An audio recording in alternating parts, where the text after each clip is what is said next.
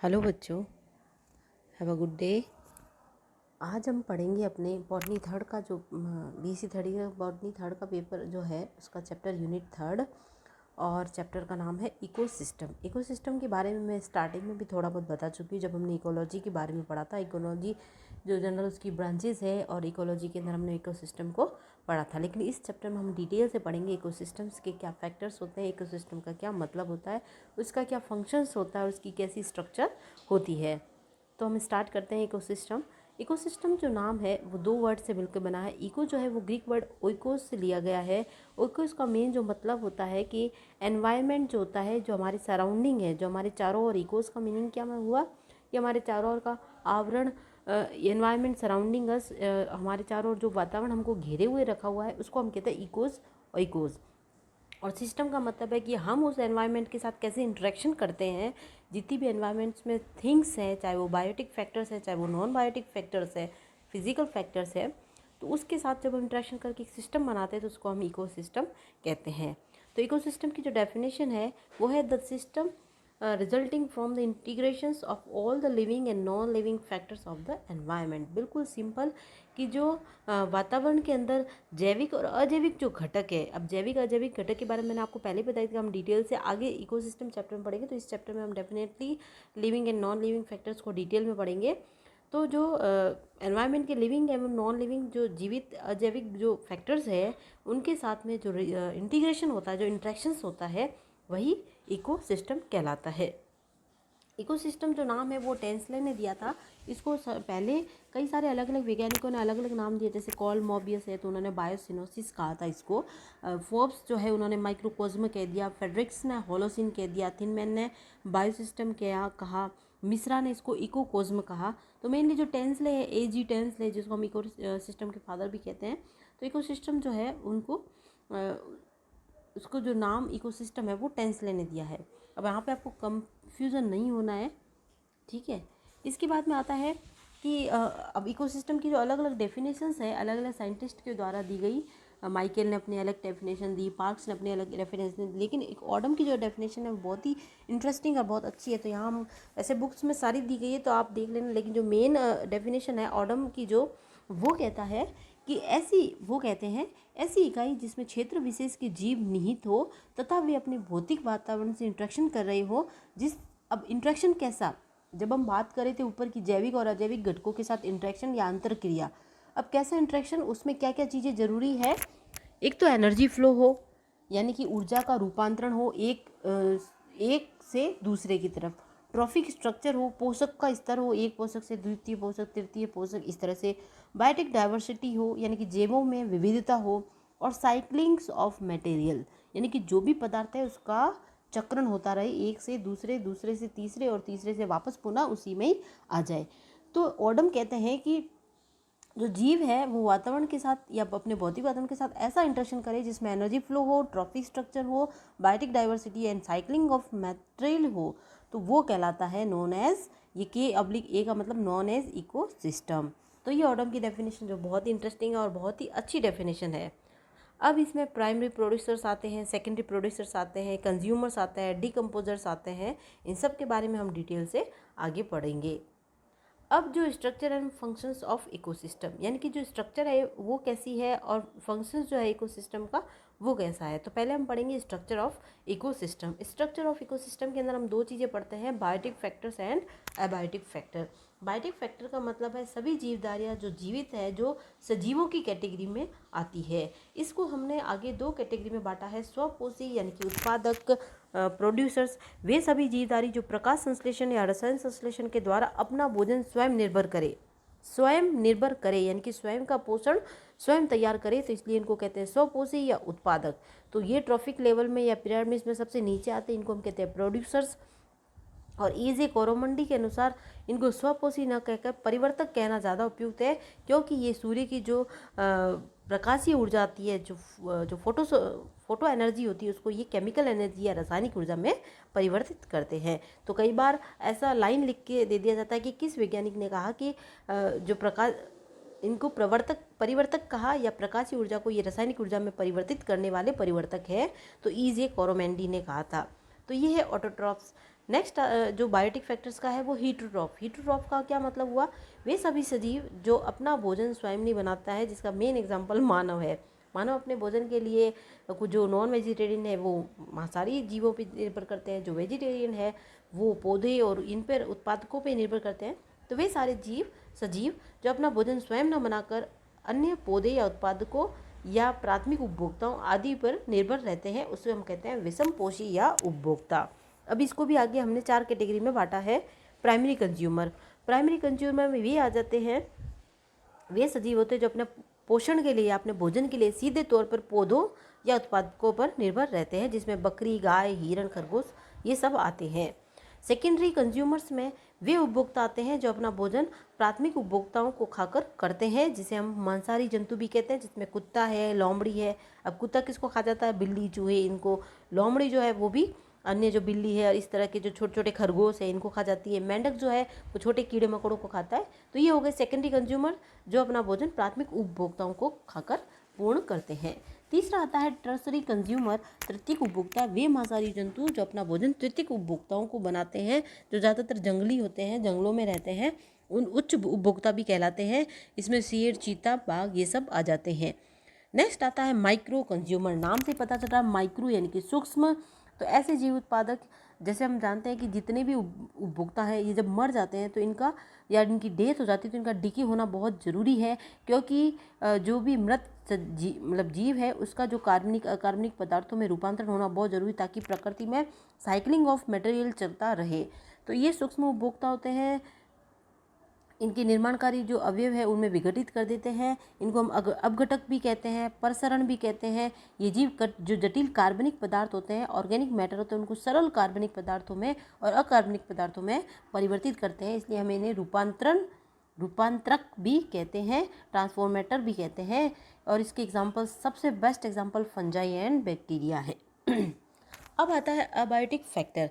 Abiotic factor का क्या मतलब हुआ कि ऐसे जीव जो सजीवों की कैटेगरी में आते हैं, जो निर्जीवों की कैटेगरी में आते हैं, तो एनवायरनमेंट में पाए जाने वाले जैसे इनऑर्गेनिक मटेरियल या मैटर, इसमें calcium, magnesium, phosphate, potassium, nitrate, sulphate, oxygen, nitrogen, ये सारे पदार्थ जो है जो कार्बनिक पदार्थों का आगे जाके संश्लेषण भी करते हैं, तो ये अकार्बनिक पदार्थ कहलाते हैं। कार्बनिक पदार्थ जो हमारा मेन, जिस पर हमारे पूरा जीवन जो है निर्भर है, जिससे हमारा पूरा शरीर बना हुआ है, कार्बोहाइड्रेट, प्रोटीन, लिपिड, CHO जैसे कार्बनिक पदार्थ में ये सब ज़्यादातर पाया जाता है। तो लिपिड, ATP, पर्णहरित, DNA सारी इसी श्रेणी में आते हैं। तो ये पदार्थ जो है वो जैविक और अजैविक घटकों को मध्य एक योजक कड़ी का कार्य करते हैं। तीसरा है जलवायु कारक, यानी कि जो क्लाइमेटिक फैक्टर्स हैं, जिसमें वायु, प्रकाश यानी कि air, wind, light, rainfall, temperature, humidity, ये सारे आ जाते हैं। अब आता है फंक्शन ऑफ इकोसिस्टम कि इकोसिस्टम का क्या मेन फंक्शन है। तो इकोसिस्टम के जो मेन फंक्शंस है उसमें food chain and food web, खाद्य श्रृंखला और खाद्य जाल, और इकोलॉजिकल पिरामिड्स जो हम आगे पढ़ेंगे, एनर्जी का फ्लो किस तरह से होता है, ये इसका एक बहुत बड़ा फंक्शन है। साइक्लिंग ऑफ मिनरल्स, मटेरियल, जो खनिज पदार्थ हैं उनका चक्रीकरण किस तरह से होता है। अब इकोसिस्टम का क्या कैरेक्टर्स होते हैं, मेन हम किसको इकोसिस्टम कहते हैं, या इकोसिस्टम की क्या खासियत है, या इसके किस तरह के लक्षण होते हैं, वो भी पढ़ना बहुत ज़रूरी है, क्योंकि कई बार इस पे भी क्वेश्चंस आते हैं। तो इकोसिस्टम जो है उसका जो मेन कैरेक्टर है कि एक तो ये स्ट्रक्चरल एंड फंक्शनल यूनिट है, कि यानी कि ये संरचनात्मक तथा कार्यात्मक इकाई है, ये इसका सबसे बड़ा कैरेक्टर्स है। नेक्स्ट है कि कोई भी मतलब इकोसिस्टम है वो स्पीसीज डाइवर्सिटी से डायरेक्ट रिलेटेड होगा। जितना जटिल ज़्यादा इकोसिस्टम होगा, इसका मतलब उसमें उतनी ही ज़्यादा हाई डाइवर्सिटी की स्पीसीज पाई जा रही है, यानी कि उसकी जैव विविधता जो है वो वहाँ पे ज़्यादा होगी। तो पारिस्थितिकी तंत्र की संरचना जातीय विभिन्नता से संबंधित होती है। अगर जटिल पारिस्थितिकी तंत्र है तो उसकी जातीय विभिन्नता या स्पीसीज डाइवर्सिटी हाई होगी, और कम जटिल पारिस्थितिकी तंत्र होगा तो उसकी जो स्पीसीज डाइवर्सिटी है वो लो होगी। नेक्स्ट इसका जो करेक्टर है कि इसका जो प्रमुख फंक्शन जो होता है वो एनर्जी का फ्लो करना है जीवों के मध्य में, और मटेरियल का साइक्लिंग करना है। ये बहुत ही ज़्यादा ज़रूरी है ऊर्जा का प्रवाह, क्योंकि ऊर्जा ना नष्ट होती है ना ही पैदा होती है। ऊर्जा का हमेशा एक रूप से दूसरे रूप में स्थानांतरित होती है। तो उन ऊर्जा का फ्लो जो है वो इकोसिस्टम का मेन फंक्शन है। नेक्स्ट है कि इसका जो अधिक जटिल संरचना वाले जो भी पारिस्थितिक तंत्र होंगे तो उनको सेल्फ मेंटेनेंस हेतु बहुत ही कम ऊर्जा की आवश्यकता होगी। तो इसका क्या मतलब हुआ कि जैसे कोई भी पारिस्थितिक तंत्र है तो उसको बनाए रखने के लिए एक एनर्जी की आवश्यकता होती है, जिसको हम कहते हैं रिलेटिव अमाउंट ऑफ एनर्जी। वो उसकी संरचना पर निर्भर करती है। अगर मान लो कोई बहुत ही जटिल संरचना वाला पारिस्थितिक तंत्र है तो उसको बनाए रखने में बहुत कम ऊर्जा चाहिए, उसको अपने आप को मेंटेन करने की ज़्यादा ज़रूरत नहीं है। लेकिन अगर कम स्पीसीज डाइवर्सिटी या कम जटिल संरचना वाला पारिस्थितिक तंत्र है तो उसको बनाए रखने के लिए अपने आप को ज़्यादा ऊर्जा की आवश्यकता जरूरत होती है। यानी कि इकोसिस्टम जो होता है directly depends upon relative amount of energy. ठीक है, अगर कहीं मेरी कोई राइटिंग समझ में नहीं आती तो मैं जो वर्ड बोलती हूँ आप उसको पकड़िए, और वैसे भी मैं इसकी PDF शेयर कर देती हूँ तो आप उसको इजीली जूम करके देख सकते हैं। नेक्स्ट है it's having capacity of self regulation. जो कोई भी इकोसिस्टम होता है उसके पास सेल्फ मेंटेनिंग, स्व अनुरक्षण, सेल्फ रेगुलेशन का ये गुण होता है कि वो अपना आप का नियमन कर सकता है, अपने आप का मेंटेनेंस रख रखाव कर सकता है। इसके परिवर्तन के प्रति प्रतिरोध या संतुलित अवस्था की, जैसे कोई भी इकोसिस्टम वो हमेशा संतुलन या बैलेंस बनाने की कोशिश करता है एनवायरनमेंट के साथ, तो वो हमेशा अपने आप को संतुलित रखने की कोशिश करता है। तो पारिस्थितिक तंत्र के खुद को संतुलित बनाए रखने की जो प्रवृत्ति है उसको हम कहते हैं होम्योस्टेसिस या समस्थैतिका अवस्था। तो होम्योस्टेसिस की भी कई बार डेफिनेशन पूछी जाती है। तो किसी भी पारिस्थितिक तंत्र के अपने आप को सेल्फ रेगुलेशन तथा अपने आप को संतुलित करने की जो प्रवृत्ति है उसको हम होम्योस्टेसिस कहते हैं। अब है ये तो हो गई इसके कैरेक्टर्स क्या है इकोसिस्टम के। अब इकोसिस्टम जो है उसका नोमेनक्लेचर एंड काइंड्स यानी कि किस, ये भी थोड़ा सा देख लेते हैं, ज़्यादा इंपॉर्टेंट नहीं है, बट आपको पता होना चाहिए कि किस तरह के पारिस्थितिक तंत्र इस एनवायरनमेंट में या इस जीव मंडल में पाए जाते हैं। बायोस्फीयर का मतलब आप सब जानते हैं, जब कई सारी कम्युनिटी आपस में इंट्रैक्शन करके सेम एनवायरनमेंट को शेयर करती है तो उसको हम कहते हैं जीव मंडल। जो बायोस्फीयर है बहुत ही एक वृहद जो पारिस्थितिक तंत्र होता है, बड़ा पारिस्थितिक तंत्र इस धरती पर, इस अर्थ पर, जहाँ जीव सारे अपने आपस में इंटरेक्ट करते हुए रहते हैं, तो उसको हम कहते हैं बायोस्फीयर। तो जो नोमेनक्लेचर में हम पढ़ेंगे, पहला है नेचुरल इकोसिस्टम, यानी कि ऐसा पारिस्थितिक तंत्र जो प्रकृति में अपने आप ही स्वतः ही पाया जाता है, जिसमें मानव का तो कोई हस्तक्षेप नहीं होता है, प्रकृति के द्वारा ही वह निर्मित होता है। इसमें से पहला आ जाता है स्थलीय पारिस्थितिक तंत्र, यानी कि टेरेस्ट्रियल। स्थल से आप समझ गए होंगे कि जो धरातल है या भूमि है उस पर पाया जाने वाला पारिस्थितिक तंत्र या इकोसिस्टम, जिसमें हम कह सकते हैं फॉरेस्ट इकोसिस्टम, ग्रासलैंड इकोसिस्टम या कोई डेजर्ट इकोसिस्टम। अब फॉरेस्ट इकोसिस्टम जो है या ग्रासलैंड जैसे सवाना है, सवाना का जो घास स्थल है उस पर पाया जाने वाला इकोसिस्टम, या मरुस्थल पारिस्थितिक तंत्र, तो ये सारे टेरेस्ट्रियल इकोसिस्टम के एग्जाम्पल्स हैं। नेक्स्ट है एक्वेटिक। एक्वेटिक आपको पता है एक्वा जहाँ पे भी नाम होता है उसका मतलब होता है जल। आप एक तो थोड़ा सा वर्ड्स को इस तरह से याद करेंगे ना तो आपको अच्छे से याद होगा कि किस तरह से जो जल है, या फिर मतलब जो जैसे हमने बताया था लिथोस्फीयर है, तो लिथो जहाँ आता है चट्टान, तो उसे समझ के करेंगे। तो अगर कई बार ऐसा होता है कि कोई क्वेश्चन ऐसा पुटअप हो जाता है जिसका आंसर हमें नहीं आता, लेकिन अगर हम वर्ड का मीनिंग जानते हैं तो ज़रूर हमारे माइंड में क्लिक करता है और उसका आंसर हमें मिल जाता है। तो एक्वेटिक इकोसिस्टम जो है वो जलीय माध्यम में स्थित इकोसिस्टम होता है, जिसको हम तालाब जैसे एस्चुरी ये सब। अब इसमें भी दो टाइप के होते हैं, फ्रेश वाटर और मेराइन वाटर। फ्रेश वाटर का क्या मतलब है, ऐसा जल जिसमें लवण की मात्रा बहुत कम पाई जाती है। कई बार ये डेफिनेशन दी जाती है कि उसमें लवण की मात्रा नहीं होती है, तो ये गलत है, क्योंकि कई बार जो अलवणीय जल होता है उसमें भी थोड़े बहुत लवण उपस्थित होते हैं, बहुत ही कम मात्रा में होते हैं। तो अलवणीय जल जिसमें दो तरह के हो जाएंगे, लॉटिक एंड लैंटिक। लॉटिक का मतलब है बहता हुआ जल, जैसे नदी का है, झरनों का है, और लैंटिक का मतलब है स्थिर, यानी कि जैसे तालाब हो गया, कोई कुंड हो गया या जलाशय हो गया, जहाँ पे जल एक स्थान पे रुका हुआ है, स्थिर है। तो स्थिर जलीय आवास यानी कि लैंटिक इकोसिस्टम, एंड जो बहता हुआ जल है उसमें पाए जाने वाला इकोसिस्टम हो गया वो लॉटिक इकोसिस्टम हो गया। अब मेराइन नाम से पता चल रहा है समुद्री इकोसिस्टम, जो समुद्री परिस्थितियों में पाए जाने वाला, समुद्रों में पाए जाने वाला इकोसिस्टम है, जो लवणीय जलों में पाए जाने वाला इकोसिस्टम है वो कहलाता है मेराइन इकोसिस्टम। आर्टिफिशियल और मैन इंजीनियर्ड इकोसिस्टम जो है बहुत ही कम पाए जाते हैं। ये पारिस्थितिकी तंत्र जो होते हैं वो मानव के द्वारा निर्मित होते हैं और मानव के द्वारा ही नियंत्रित किए जाते हैं। या ऊर्जा का योग या एडिशन या डिप्लीशन जो है, या फिर ये जो प्लांट मैनिपुलेशंस जो है, इससे इनका संतुलन जो है वो बिगड़ता और बनता रहता है। जैसे कई सारे जो गार्डन्स हैं, फसलों के जो खेत हैं, ये सारे अच्छे जो आर्टिफिशियल मेन इंजीनियर्ड इकोसिस्टम के एग्जांपल्स हैं। तो ये हो गया कि किस तरह से इकोसिस्टम कितने प्रकार के होते हैं, अलग अलग जो टाइप्स है। अब हम वापस आ जाते हैं फंक्शंस ऑफ इकोसिस्टम पे, तो जिसमें हम सबसे पहले पढ़ेंगे food chain and food web. अब देखो नाम से ही पता चल रहा है फूड चेन, यानी कि जो खाने की श्रृंखला या खाने की कोई चेन है, या चेन का क्या मतलब होता है, एक कड़ी जब दूसरे कड़ी से जुड़ती है, दूसरी कड़ी जब तीसरे कड़ी से जुड़ती है और वापस जो लास्ट की कड़ी है वो पहली कड़ी से जुड़ जाए, तो इस तरह से मिलकर एक चेन बनती है। तो फूड चेन का क्या मतलब हुआ कि जीवों की ऐसी श्रृंखला जिसके अंतर्गत खाने व खाए जाने की पुनरावृत्ति यानी रिपीटेशन द्वारा खाद्य ऊर्जा का प्रवाह होता रहे। खाद्य ऊर्जा का क्या मतलब हुआ कि खाने से जो मिलने वाली ऊर्जा है वो, और ये सब जानते हैं कि पारिस्थितिक तंत्र में हमेशा आगे से आगे 10% ऊर्जा का ही प्रवाह होता है। जैसे एक जीव ने कुछ खाया या उसको खाने को मिला तो उसके पास 100% ऊर्जा प्रेजेंट है, उसमें से 90% ऊर्जा जो है वो अपने रख रखाव में खर्च कर देता है, अपने श्वसन में, अपने होने वाली दैनिक क्रियाओं में खर्च कर देता है।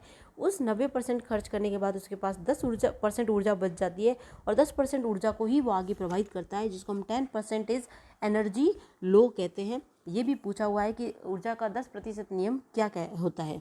तो यही नियम है कि कोई भी जीव जो है अपने पास जितनी भी ऊर्जा होती है उसका 90% स्वयं पे खर्च करता है, और 10% जो है वो आगे उसका प्रवाह करता है।